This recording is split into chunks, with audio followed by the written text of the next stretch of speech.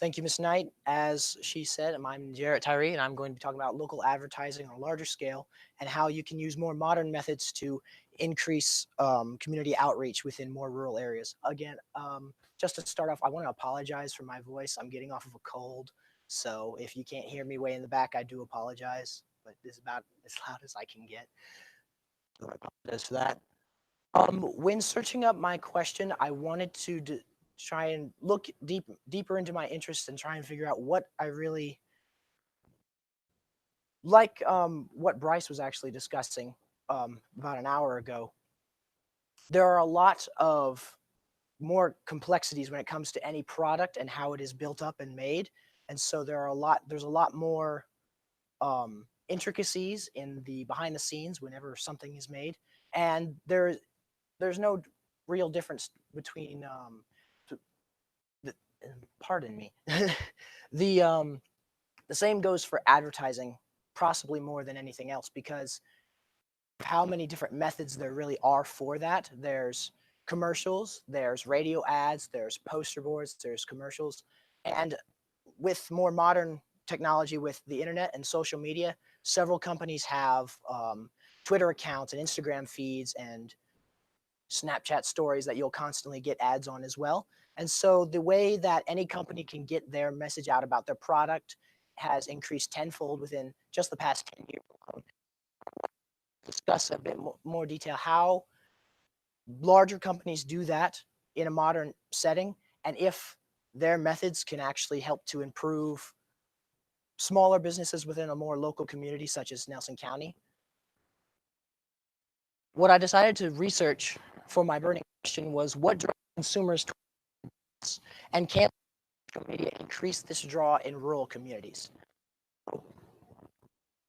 With social media, like I said, impact it has on our modern life, when applied to smaller communities and smaller businesses, actually have an effect within the population of that community.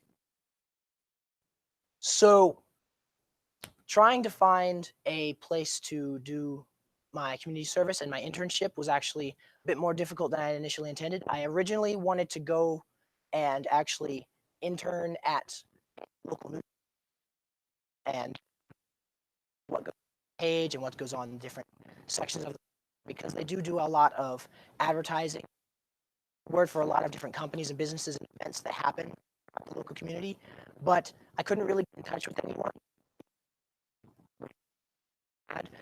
So what I ended up doing was actually going to the local electric just in Arrington Road and working there.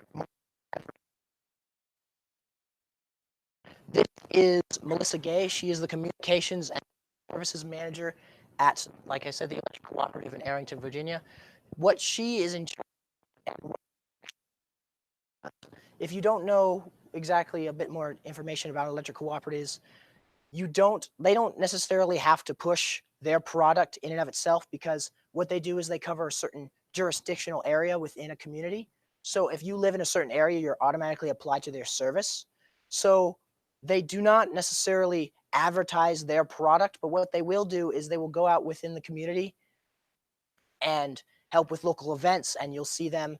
For example, if you've ever been to like a local fair and you've seen them talking about the equipment that they wear, and if you've ever seen the live wire with the small telephone poles and they'll touch like a piece of hot dog to the live wire and show that it'll burn, and just show more about their job and what they do. They'll actually also help with actual local fairs and stuff like that, to actually boost awareness. It's a more about way of actually advertising product, really interesting, because it wasn't as direct as most companies are, and I actually really appreciated that.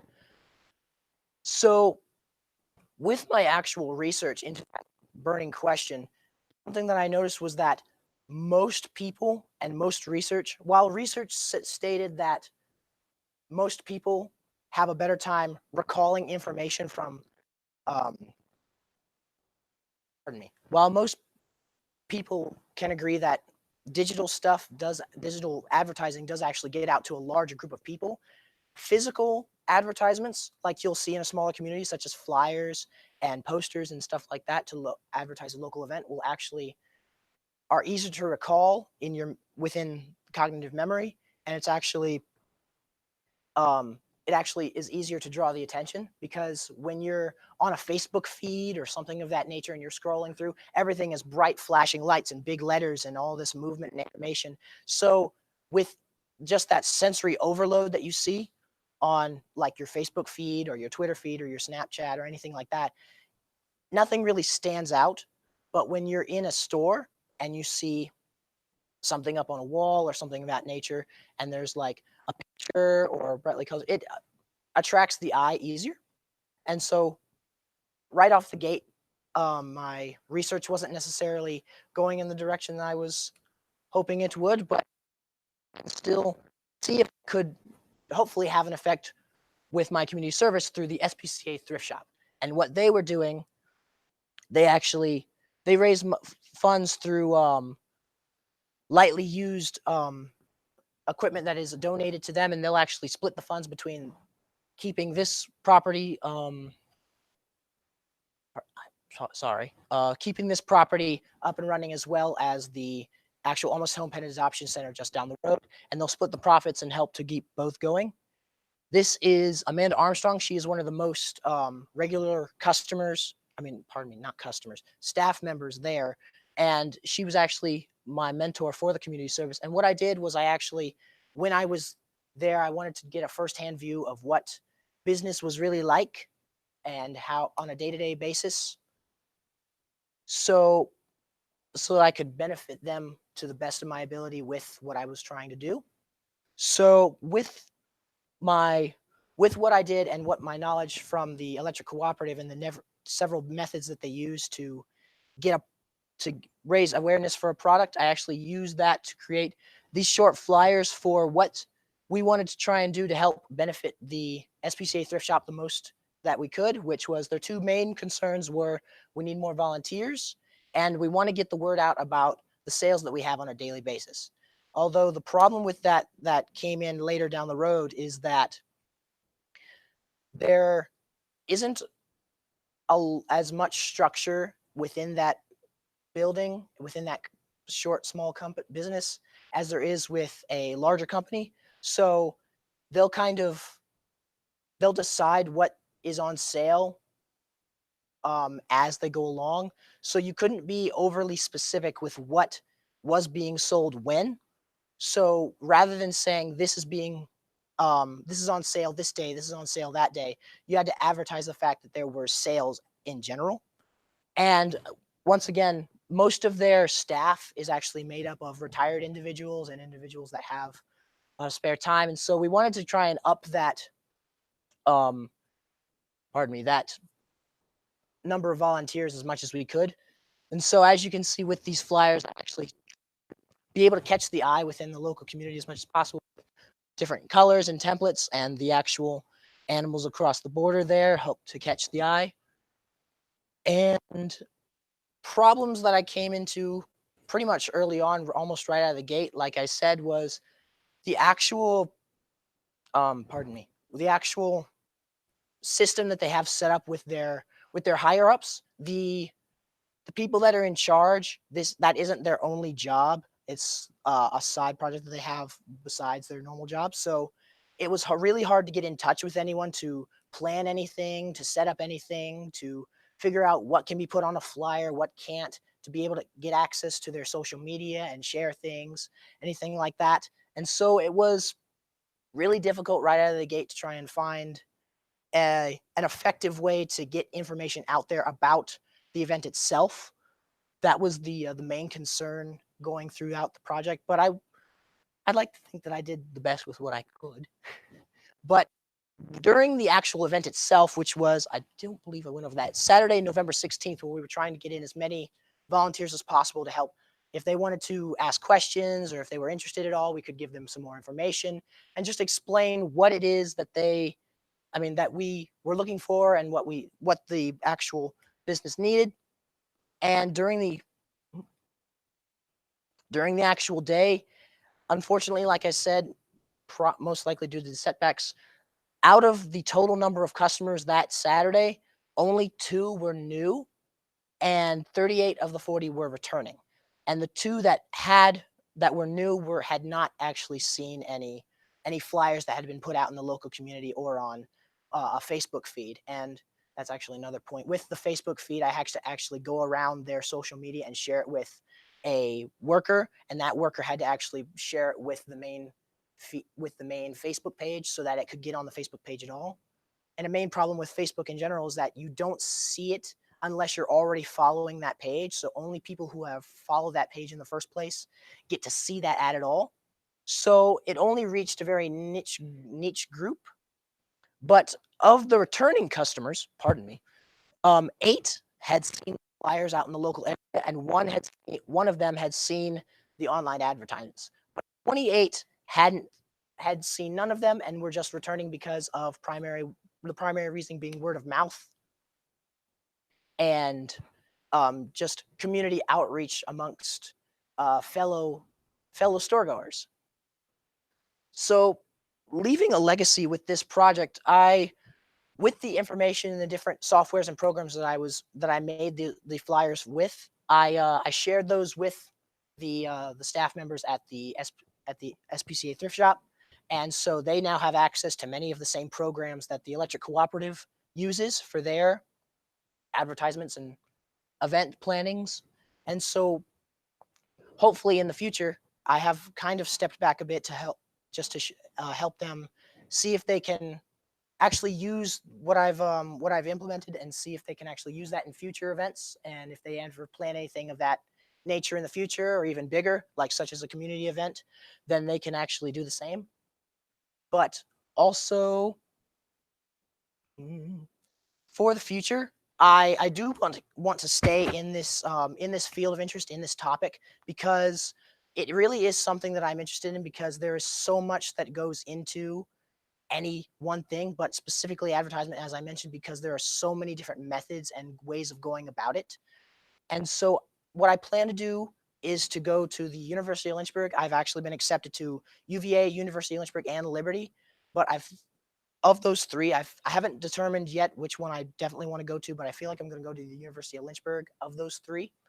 And I want to get my Master's of Business Administration and hopefully go further into this vein of work and see if I really would like to stay in this line of business, because it really is vital to any local community or any business, and I feel like it is something that I would really enjoy doing.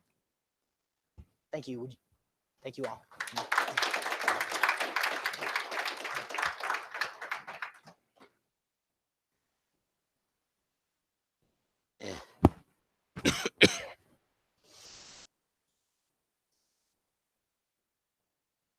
Um. Well, pardon. Can you repeat the question? I'm sorry. Pick this particular question. It's originally, I'm ever since I've been little, I've been interested in specifically filmmaking. I always wanted to be involved in the process of making a film. And though through more research and possibly just maturing of age, I realized that that's not necessarily, it's not a very open genre of, or not a very open vein of business. And so with more research, I learned more about all the different roles that go into making a film, and then all the different roles that go into making, let's say, a trailer for a film. And so that is basically advertising for the film before it comes out in theaters, for example. And so they have to take snippets of the overall whole and help it to attract the public eye. And so I really was interested more in that. And then that led into more veins and more veins. A lot of what I like to call internet rabbit holes. Whenever somebody asks me, like, you spend so much time on your phone, but it's like internet rabbit holes is like this thing and that thing, and it leads to just this tunnel of different topics. And so it's sort of me into this whole web of information regarding the behind the scenes work that goes into anything media related. And it just started to really interesting me more and more as the years went on, to the point where I really feel like I would love to actually do something in this vein of work in the future.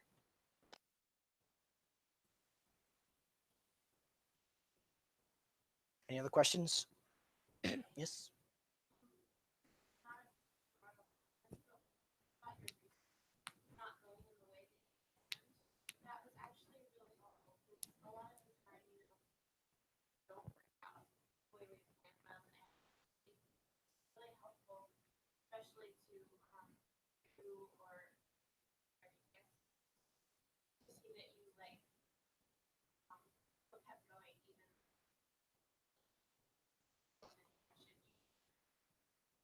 And something that I actually want to address for future seniors for governor's school is that definitely take it very seriously and make sure that you're prepping as much ahead of time as possible, because it is a very important and very detailed assignment, very important project. But at the same time, don't stress about it so much that it no longer becomes enjoyable to do, because it definitely should be something that you enjoy doing or are interested in doing. And if you stress out about it and you make it so much more not important that it actually is, because it is very important, but if you do not if you choose something that you're not going to enjoy, or if you make it unenjoyable, then it's not going to be something that you're going to want to do in the future. And that will, if anything, it'll close off anything that you're interested in doing in the future rather than open more ideas up.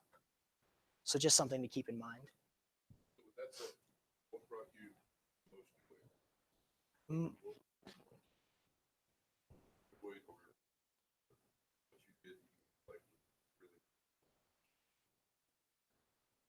really? I feel like actually both the community service and the internship in and of themselves, and actually learning firsthand what they did and how they did it and the many different methods that they use, it was really eye-opening, because like I said, with the internship, they don't have a direct marketing method that they use, and so they actually do like a roundabout way of marketing. And it was very eye-opening to see that, hey, big businesses don't have to be all up in your face with big, bright, flashing colors and advertisements. There are other more subtle ways and more meaningful ways of saying, hey, we really care about the community and we really want to put out a good product for the community to benefit from, rather than, hey, we want to sell you something.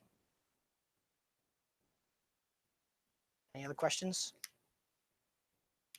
Okay.